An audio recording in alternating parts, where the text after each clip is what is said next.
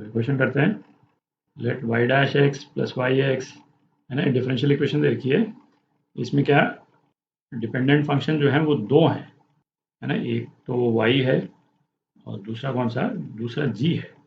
ठीक, तो अभी देखेंगे इस डिफरेंशियल इक्वेशन को। अच्छा, x belonging to all real, है ना, f डैश एक्स जो इसका नोटेशन होता है। अच्छा, जी एक्स जो है एक और डिफरेंशियल फंक्शन है। अच्छा, इनिशियल कंडीशंस दे रखी हैं, एक एक इनिशियल कंडीशन y के रेस्पेक्ट में दे रखी है और दो इनिशियल कंडीशंस जो हैं वो g के रेस्पेक्ट में दे रखी है। तो अपने को क्या x इजिकल टू 2 पे y की वैल्यू पता करनी, तो y की इक्वेशन निकालनी बेसिकली अपने को। तो इस इक्वेशन को लिखते हैं पहले, D Y by D X plus Y into D G by D x, है ना, G dash X is equal to G into D G by D x, है ना, ये दे रखा है अपने को। तो इसको अपन क्या लिख सकते हैं, D Y by D x is equal to ji minus Y D G by D x, है ना, ये लिख सकते हैं। अब इस डिफरेंशियल इक्वेशन में देखें, है ना, तीन वेरिएबल हो गए अपने पास में, एक x हो गया, एक y हो गया और एक g हो गया।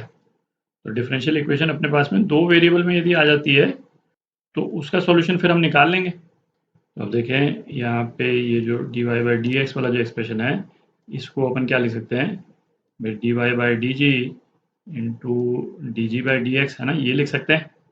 तो इसको यहाँ पे क्या लिख सकते हैं अपन, D Y by D G into D G by D x is equal to ji minus Y D G by D X. ठीक, D ji by D x वाला जो एक्सप्रेशन है इसको अपन कैंसिल आउट कर सकते हैं। तो अपने पास में जो एक्सप्रेशन आ गया दो वेरिएबल्स में आ गया, और अब हम इसको लीनियर डिफरेंशियल इक्वेशन के फॉर्म में लिख सकते हैं, D Y by D G plus Y is equal to G, है ना, ये लीनियर डिफरेंशियल इक्वेशन के फॉर्म में आ गई अपने पास में इक्वेशन। थोड़ी जगह कर लेते हैं, तो अब इंटीग्रेटिंग फैक्टर निकालते हैं। इस वाले इक्वेशन में जो p फंक्शन है वो क्या है, 1 है।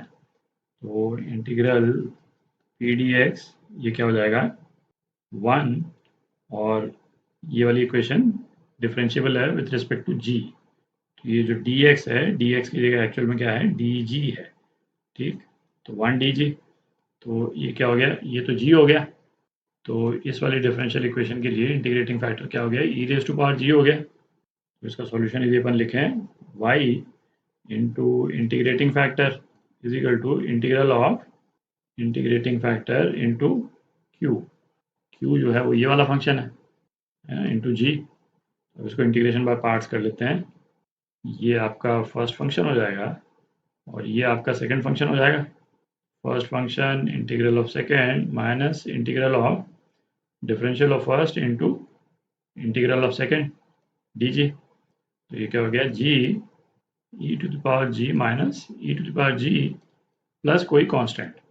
तो ये क्या हो गया, E to the power G G minus 1 plus constant, और ये किसके बराबर है, Y into E to the power G. ठीक, अच्छा, अब सी की वैल्यू निकालनी है अपने को।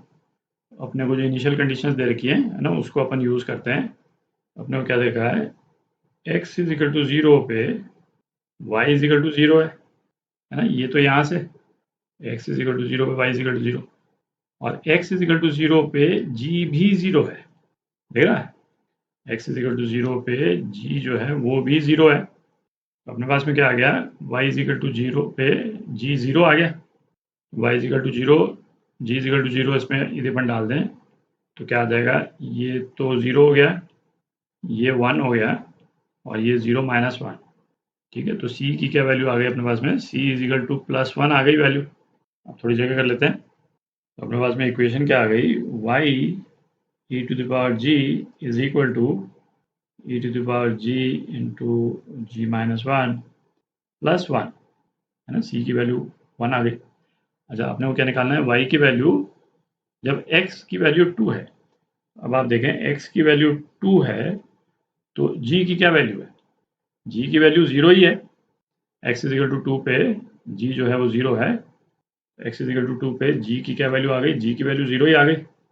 g की वैल्यू 0 पे y की क्या वैल्यू आ जाती है, ये आ जाएगा y into 1 is equal to minus 1 plus 1।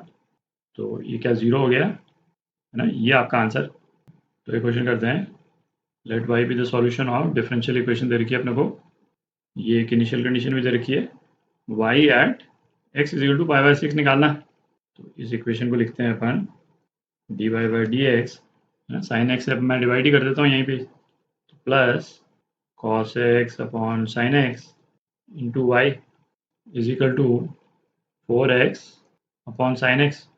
तो दिख ही रहा है ना, लीनियर डिफरेंशियल इक्वेशन है, ये p हो गया और ये आपका q हो गया। तो इंटीग्रेटिंग फैक्टर निकालते हैं पहले, P D X is equal to integral of cos x upon sine x D x. तो ये क्या हो गया, एल एन साइन एक्स। तो इंटीग्रेटिंग फैक्टर ये क्या हो गया, E to the power L N sine x. तो ये साइन एक्स के बराबर हो गया।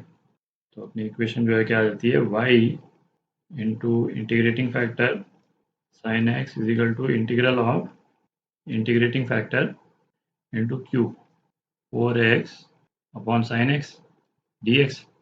तो ये क्या हो गया, 2x स्क्वायर प्लस सी। अब सी की वैल्यू निकाल लेते हैं, x is equal to pi by 2 पे y क्या दे रखा है अपने को, 0 दे रखा है ना, ये 0। तो x is equal to pi by 2 अपन डालते हैं, तो c की क्या वैल्यू आ जाती है ना, पाई स्क्वायर बाय 4 और ये 2 है, तो पाई स्क्वायर बाय 2 इस तरफ चला जाएगा, तो माइनस पाई स्क्वायर बाय 2। ठीक, थोड़ी जगह कर लेते हैं।